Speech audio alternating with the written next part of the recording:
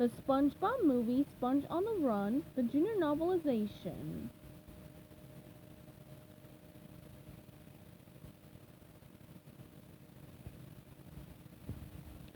Chapter 11. Not long after King Poseidon's call for a new snail, Plankton walked down the street in Bikini Bottom mumbling to himself. Karen, what an ingrate. Otto Schmoto, I'll show you who's cute. Run him through with a can opener. Zing! How would you like that, robot punk? He noticed a royal page posting something on a pole. Then the page jumped into a seahorse-drawn carriage and sped away. Huh? What's this? Plankton said. He hurried over to the pole and started reading. A royal decree from King Poseidon. To all citizens of the sea, the king requires a snail at once. Blah blah blah, skin care, blah blah blah, a boon is offered. Poseidon, what a prima donna. Plankton started to walk away, but then something occurred to him. He turned around, hurried back to the decree, and ripped it off the pole. Wait a minute! A snail? No! It's too perfect! Too diabolical! Wah! He laughed maniacally. SpongeBob walked in the front door of his house. Gary, I'm home! Gary was usually right by the front door to greet him, but now he was nowhere to be seen. SpongeBob looked around for his beloved pet snail. Care Bear? Hey, where are you, buddy? He searched the living room. No Gary. Gary! He called again. SpongeBob reached into Gary's carpeted multi-level sleeping space. There was nothing inside but snail sludge. Gary! You must be on the... He pulled the cover off Gary's litter box. Snailless. Nope. He opened a cabinet. Nothing. Gary! SpongeBob frantically searched every inch of his pineapple house. Gary! Gary! Gary! Gary! Where's Gary? Gary! In the art room, Squidward had set up his easel and was painting another self-portrait. This one showed him painting a self-portrait. He stopped painting for a moment and studied the picture, carefully considering his next brushstroke. He walked all around the easel thinking. SpongeBob suddenly popped up outside his window. Squidward! He yelled. Gary's missing! Ah! Squidward cried, startled. He pushed his head through his painting, and he pulled it out and pointed to the big hole where the picture of his face used to be.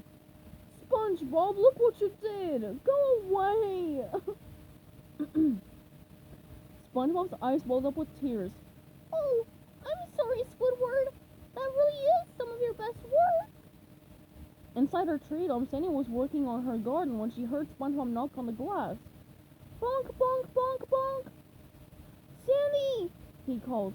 Sandy! Yo, Sandy! Sandy! Grab a shovel, SpongeBob, Sandy called back. It's planting season for tubers. You got your beets and your taters and your carrots. SpongeBob ran in through the tree dome's airlock, quickly donning a water helmet. Sandy, have you seen Gary? No, Sandy said. Besides, I wouldn't want to see a snail in my vegetable garden. Although technically Gary's a sea snail, so it might be okay. Sandy, this is urgent, SpongeBob explained. Gotcha, Sandy said. It's just, I'm a little busy. Can we do this later? Oh, SpongeBob said. Sure. And don't worry about Gary, she reassured him. I'm sure he'll turn up. She grabbed a turnip and held it out. Turn up? Get it? Oh. But SpongeBob was already gone, intent on continuing his search for Gary. Sandy looked concerned for a moment, then turned back to her garden. In his office, Mr. Krabs was enjoying watching the money-counting machine flip through bills on his desk. Whoop! Now that's the kind of robot I can get behind, one that counts money. Ha ha ha! He said, chuckling. SpongeBob ran in out of breath. Mr. Krabs, have you seen Gary? But Mr. Krabs cut him off. No, now, SpongeBob, I'm in the middle of fanning the flames on me incredible ivories. Go, baby, go, baby, go, go, go! Yay! SpongeBob's lower lip quivered.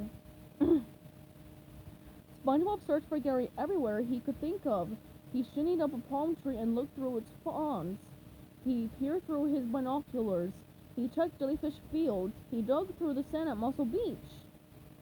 No Gary. As he searched, SpongeBob remembered lots of good times with Gary, taking a bubble bath, eating at a restaurant, watching the sunset, opening presents on Christmas morning. Would he ever get to do those fun things with his pet snail again? While SpongeBob was searching all over Bikini Bottom, a carriage arrived at King Poseidon's palace. Royal pages rushed Gary inside, delivering him to Chancellor, who placed the snail in a jeweled case and hurried him into the king's dressing chamber. Gary looked up and saw Poseidon's face looming over his. "Hello, precious miracle of youth," the king said. "Meow," Gary answered uncertainly. Patrick opened the front door to SpongeBob's house and stepped in. "Hey, SpongeBob! I looked high and low for Gary and I found a sock!" He held up an old sock. Behind him, outside, a voice said, "Will you give me that?" A fish wearing only one sock entered the house and snatched the sock out of Patrick's hand. As he turned and left, he growled, "Who the heck takes a sock?" Patrick looked around for SpongeBob. He spotted him lying flat on the floor, surrounded by Gary's squeaky toys, staring up at the ceiling with his eyes full of tears. "SpongeBob?" Patrick asked, worried for his friend.